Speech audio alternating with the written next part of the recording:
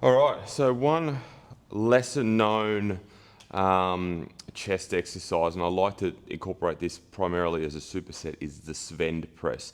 Svend. Svend.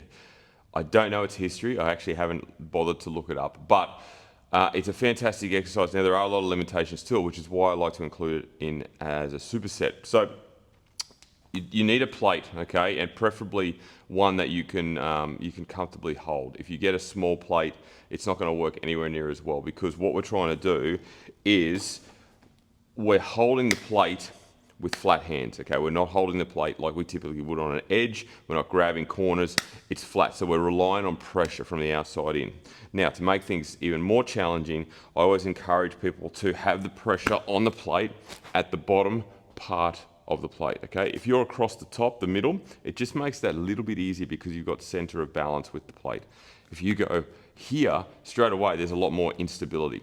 Now, we need to make sure we've got lots of pressure coming from the outside in, otherwise we're going to lose grip, particularly when these plates can be slippery. So from a side angle, the Svend press requires you to press it out at a slight incline and then back. I want to make sure my chest is elevated. I'm not slouched, otherwise all I'm going to get is shoulder.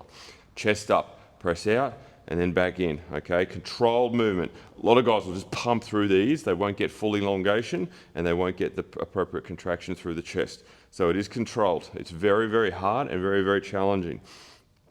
Don't put your fingers in that hole, okay? That's cheating. So look, the point of this exercise, as I said, it contracts the chest. So you're getting two movements in one. You're pressing together like that and you're pressing away like that. So by putting it at a slight incline, we're utilizing gravity, and going at a slow tempo, we're controlling and forcing the chest to work harder. So it does work really, really well.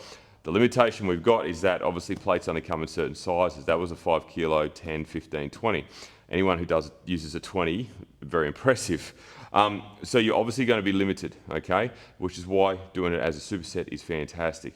The 5 kilo seems to suit most females, a 10 kilo for most males, but make sure it's a bumper plate and make sure it's easily grippable so that you can perform the exercise with good technique. So that is the Svend press.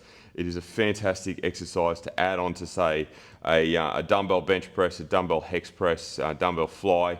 It's just going to put a lot more stimulus through the chest and also challenge you at the same time, which is why we're at the gym in the first place. So give that one a go.